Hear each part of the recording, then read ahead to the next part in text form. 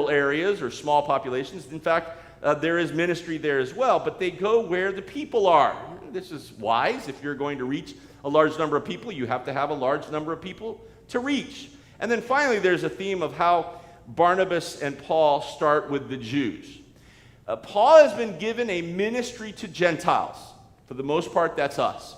He's been given a ministry to those who before have not been, I resent the term targeted, but I'll use it, have been focused on Gentiles. He goes to the Jews first, though, because those are his brethren.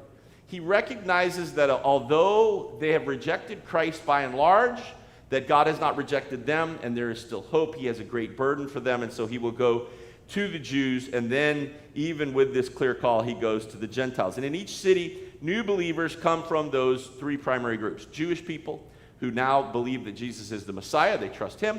Gentile proselytes who have come over to Judaism, and then just Gentiles. But often the problems can be traced, and we'll see it today, with Jews who did not believe the gospel. The people in those communities that were especially in high places of leadership who didn't receive the gospel. And again, this is not an accusation, because there are always Jews that are believing, and there are some that are so cemented into what they believe that they refuse to acknowledge the Messiah. And that was true in Jesus' day, and it continues into the first century here in the book of Acts. But the conflict doesn't always arise from the Jewish community. And we see that today. Well, we see both, in fact. Look at Acts chapter 14. And as we read this, I want you to understand, why would the crowds turn on them so quickly? This is where, 1 minute they're being applauded, and the next minute they're being run out of town. Well, even worse. But we see this biblical pattern for missions that has been given to us by Christ, and the early church here is seen with these four examples of Paul and Barnabas. So it's a pattern for missions. Number one would be minister to the lost. How many of you remember the old V8 commercials where I could have had a V? This is one of those. Well, of course, if you're going to do missionary work, you'd better minister to lost people. There is a strong component of evangelism and missionary work. Verses 11 through 13. Let's go there. When the people saw what Paul had done, they lifted up their voices, saying in the speech of Lycaonia, "The gods are come down to us in the likeness of men." And they called Barnabas Jupiter and Paul Mercurius, because he was the chief speaker. Then the priest of Jupiter, which was before their city, brought oxen and garlands unto the gates, and would have done sacrifice with the people. Notice that would have. It's his intent to do that. What had Paul done? Because this is what starts it all, when the people saw what Paul had done. Well, they had been ministering in Iconium before the opposition forced them, if you could look at the map, southeast down into Lystra and Derbe. In Lystra, in Acts chapter 14, the beginning verses, Paul had healed a lame man. This is a very similar passage to one that we studied at length with Peter. Paul had, by the power of Jesus Christ, in the name of Jesus Christ, had healed a lame man. Well, how many of you would agree that's great publicity? I heard that the guy that we all know who couldn't walk is now walking today. Well, how'd that happen? Well, let me tell you, there's some guys come to town, and they didn't have to do very much. They just talked, basically, and this man is now walking. And so notice what Luke gives us. And again, Luke, the physician, gives us great detail. He's recording for Theophilus and for us a narrative, a historical document to talk about these first instances in the first century. The Gospel of Luke is his narrative, his historical account of the life of Christ, and he's very detailed. He says they spoke, and he tells us in the speech of Lycaonia, and there's a reason that he tells us this. Excuse me. Luke makes a rare point here in identifying the speech or the dialect that is being used by people in Paul's travels. It doesn't happen often. What he's talking about, the significance here, is the distance of Lystra from other major cities. They're so remote, where Paul and Barnabas have gone, that they have their own dialect. They're so removed from these other major cities that they speak in their own tongue, basically. And I don't know if it's actually a language. Here we have it just called the speech of Lycaonia. It could be a dialect, but it's foreign, and that's going to play a part. It's going to cause confusion. How many of you know that when you encounter other people with other languages, it can lead to confusion? No one knows that? Well, I'll teach it to you real quickly. Teresa, will you come up here and speak Spanish for us?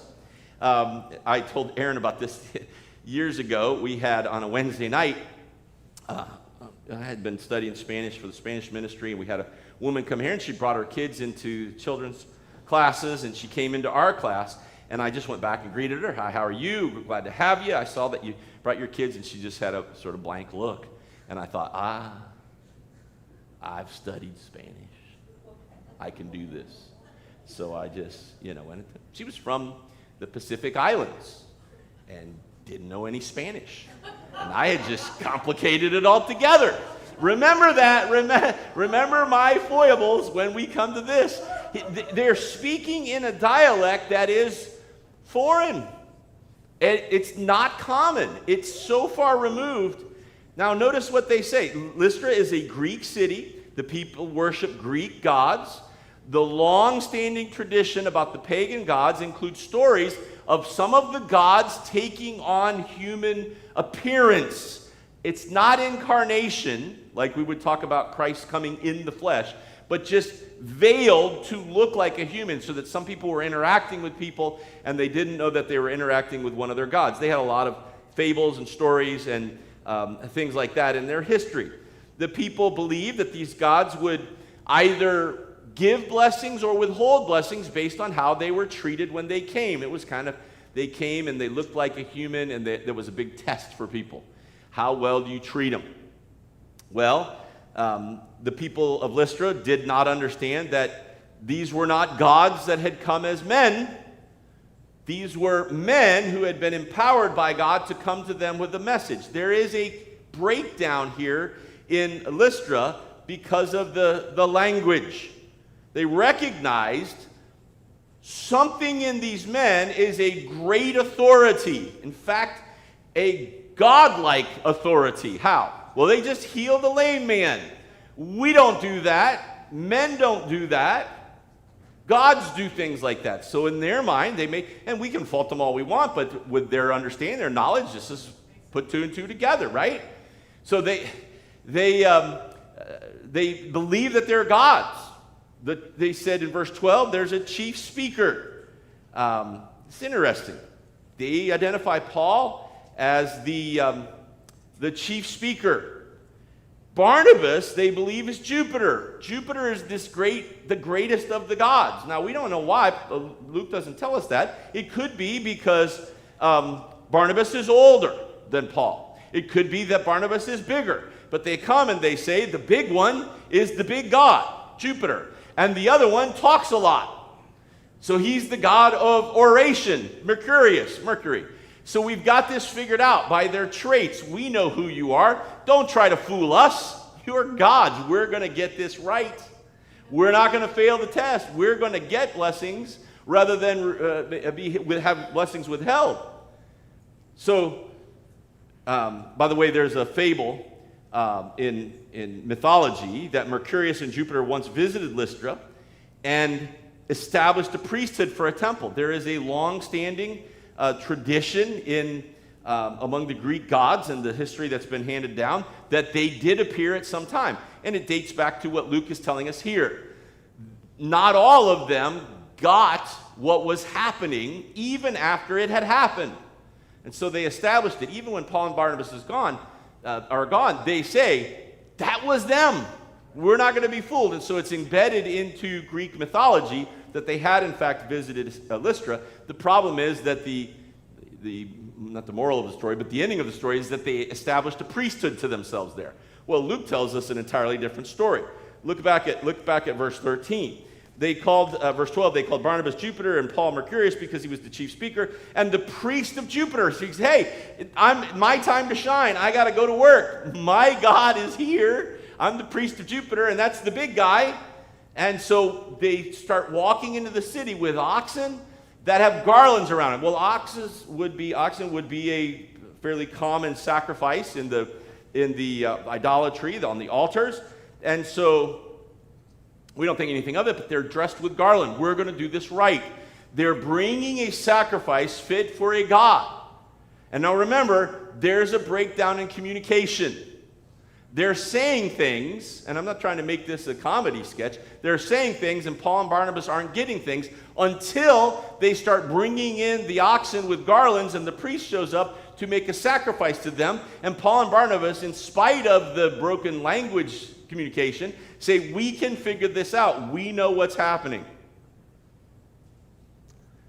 Oxen and garlands, and they say, well, this is a sacrifice. So Paul and Barnabas have to stop this. Look at verse 14. Here's the second thing. Minister to the law. Secondly, share the truth.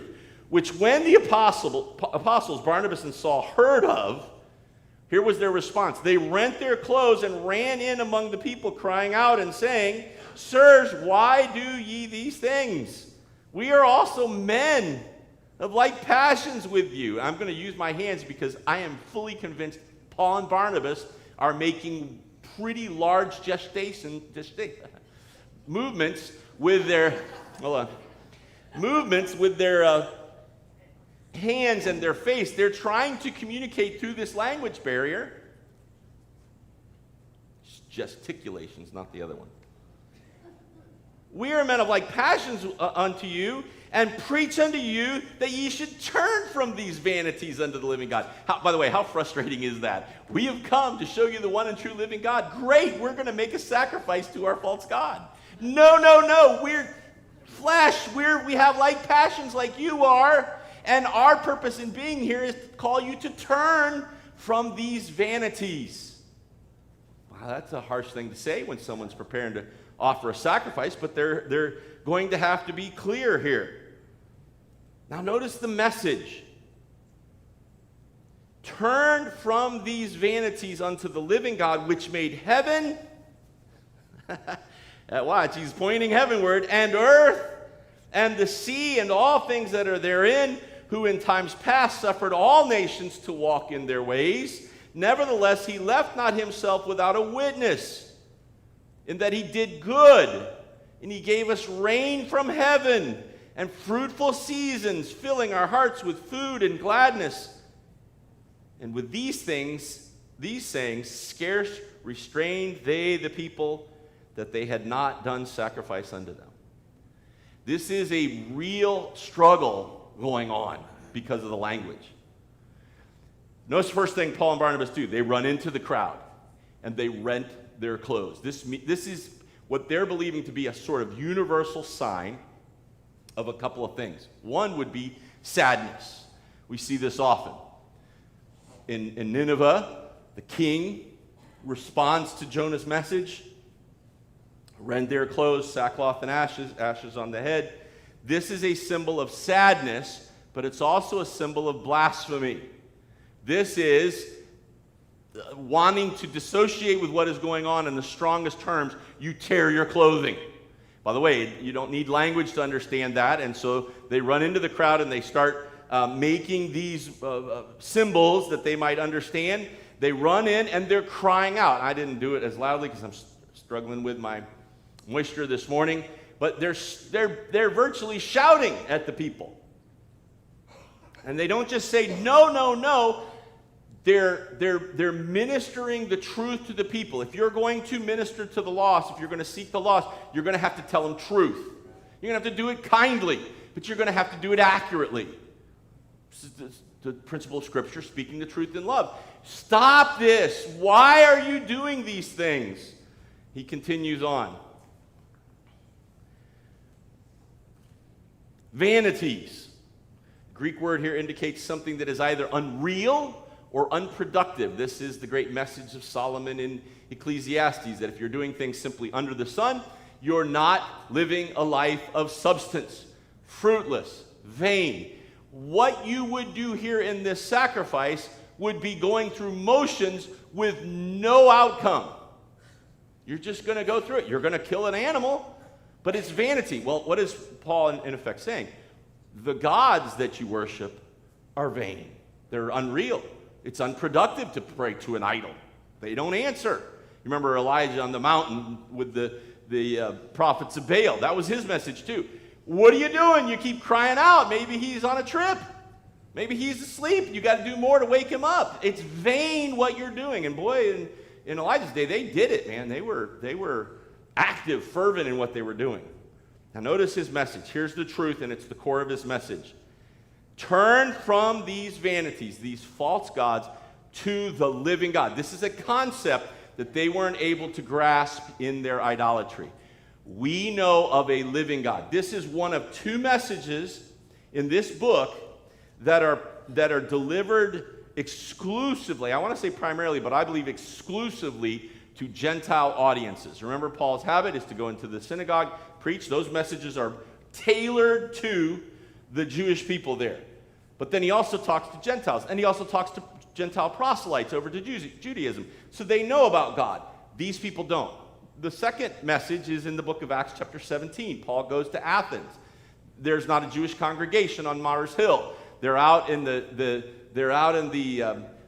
in that area speaking, and they're debating, and they're arguing about philosophies, and he delivers the message. I see that you have all of these gods. If I can paraphrase a wonderful message, I will do a great disservice. Let me tell you about the one that you've missed. You're doing, by the way, we sometimes really get this wrong. We would go in there and call out their idolatry and their paganism, and we would wag a finger. Paul says, you guys are so religious. Look how many idols you have. Look how many altars you have. Now, he's not commending them in that, but he is speaking to their spirit as, I get that you're trying to do something, but you're missing the one that you're supposed to be worshiping. Let me tell you, it's a masterful lesson. It is a textbook of a sermon to Gentiles only. Here's the other one. Has he talked about the history of Israel? Anybody? No. I read it a second ago. No. He's done that to the Jews. Our fathers wandered in the wilderness, and we rejected it, right? He talks about Jewish history because they're Jewish people. They're not here. That would be meaningless to them. Plus, they don't even speak the same dialect or language. So he is making, again, these simple yet that deep truths. Turn from these idols, these vanities, to the living God. And how do we know he has authority? Well, they were impressed with the healing of a lame man. Let me tell you more. He is the creator. If you've ever read the book of Acts in the early chapter, first chapter, Paul makes the case that all stand guilty before God because we have had evidence of God surrounding us and within us. Paul makes the case that the Godhead is revealed, is manifested in his creation and in our conscience. We know right from wrong. From birth, God has instilled this. Even with a fallen nature, we remain with a conscience that testifies of truth, who is God. Creation around us testifies to a creator. That's what Paul does here. If you want to read a parallel passage to Acts chapter 14, read Romans chapter 1. Because he says here, he's the creator. He made the heaven and the earth and the sea and all things therein. This is how I picture it. Who in times past suffered or allowed all nations to walk in their own ways. Other than Israel, God allowed the nations to practice what they were going to practice. Now, Israel was to be a light to them. He was drawing them. God from time to time would correct them with justice and judgment. Nineveh, right? Jonah goes and says you have 40 days and God's going to destroy you. God has worked in those nations, but by and large, in generalities, God let them do what they wanted to do. And basically, that's how we ended up here in Lystra with all of these gods. They had just done this on their own. In times past, God had allowed this. You're walking in your own ways. But in verse 17, he didn't leave himself without a witness. What's the witness? Romans chapter 1. The created world, the universe around us, speaks to the evidence of a living God. The psalmist says, the heavens declare, they give a message. Paul is doing here, this again is masterful work, not surprisingly. He's telling them about the things that they know. What they had is a God for fertility, a God for the rain, a God for the crops, a God for this. Oh, that's how it always worked. Let me tell you about the one who made all this. He's a creator, and he didn't leave himself without a witness. What's the witness? Let's look at it. He did good. He gave us rain from heaven, fruitful seasons. Paul is basically saying, do you know how you eat? Because God feeds you. Do you know how you have rain for your crops? Because God sends it. I am pointing you to the one who holds all these things in his hand. Well, what he is doing, remember, who's the greatest god here in the marketplace right now at the moment? Jupiter, who is the guy standing next to him, supposedly, right? In their eyes, it's Barnabas. They're going to listen to Paul because he's the orator, but they're going to worship, they're going to sacrifice to Jupiter because he's the greater god in their hierarchy. And what Paul is doing is probably, there's a little finger pointing at Barnabas here too. Allow me this. This is in my head. This is not in the verse. There's a greater god than him, the one you're talking about, Jupiter. There's a God who created all this, and his witness to us has been the rain from the heavens and the crops and the food that you eat. He has done good to us. Fruitful seasons. He's filled our heart with food and gladness. And with these sayings, scarce restrained they the people that they had not done sacrifice unto them. Well, you ever do something you really thought it was powerful, effective, it's going to do what you need it to do? How many of you have ever, I've watched people when sometimes they're not used to public speaking and they don't know how to finish. And my theory on this is they're waiting for that one moment when the audience to go, oh, and then they'll realize they've arrived and they can sit down. Have you ever seen someone when they're talking and they just they don't have a closing? I tell people all the time, if you're going to speak, figure out your closing so that you know how to quit. It might be past the time that you expected, but you'll know when you get there. And what it is we're all waiting for this moment where everybody goes, I see it now. It all makes sense. You've done it. Hurrah. Paul says this wonderful message, and he's laying it out there, and he's telling them, there's a God who's created all this. And it says, even with what they're doing, the people are still going, great little message. And by the way, it is little.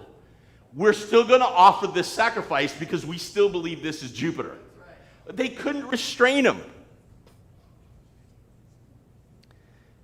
If you're going to do this, you have to understand that it's not always going to be received the way you think, even when you think you hit a home run. Verse 19. And there came thither. Oh, now this is what we would call a perfect storm. So they're I don't want to say scuffling, but there is an active motion going on of restraining the sacrifices. Stop. And they got the knife and they're going to do it. And no, don't do that. And then in verse 19, it just shifts direction to the trials. If you're going to do missionary work, you're going to minister, you're going to seek the lost, you're going to speak the truth, but you're going to have to endure trials. Some places in the world right now are more trying than others. Could we agree on that? We have missionaries from time to time that will go to Hawaii, and there's always the standing joke, oh, yeah, suffering for Jesus, But the Hawaiian people's hearts have very little interest in that by and large. And I'm making generalities. Oh, you're going to visit, you're going to minister on the coast. You're going to where people, maybe not Hawaii, some other countries around the world, but their hearts are hard. They're going to face trials. And then certainly there are some countries where everything that they do is difficulty. We were at the conference last week, and we heard from Gracia Burnham. And if you remember that story, it's been how many years? She talked about it the other day, and I was astounded that it was that long ago.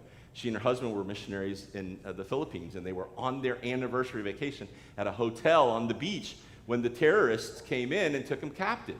Her husband lost his life, and she was captive for hundreds of days.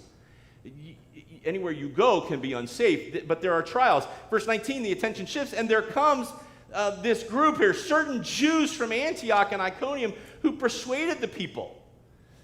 So there's if you'll allow me the word fighting here, they're not fighting, but there's a struggle going on about sacrificing. No, it's not us. I'm just a man like you, but we know God. And they're going, no, kill the ox. We've got to get a sacrifice going here.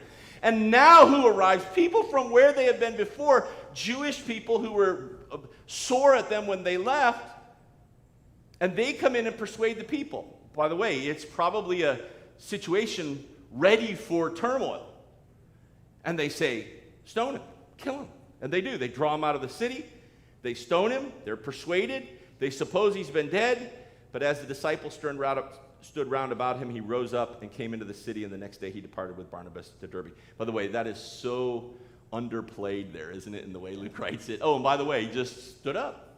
Now, either they're standing around him because they believe he's dead and they're mourning him and remembering him, or they're protecting him because they're not sure if he's clinging to life, protecting him from future attacks, but he's been stoned, taken outside the city. The apostles, the disciples are standing around him, perhaps praying for him if he's still alive, and guarding him from future attack, or mourning him as he's passed. Paul stands up and goes, let's go. We got things to do. Now, God chose not to end his life there. It will end at some point, but he's going to continue to be a witness. You must be prepared in the work of God to endure trials. And I want to just add this. This is me talking. Let us be careful. Can I challenge you? Let us be careful of not exaggerating our trials in the face of what real trials are.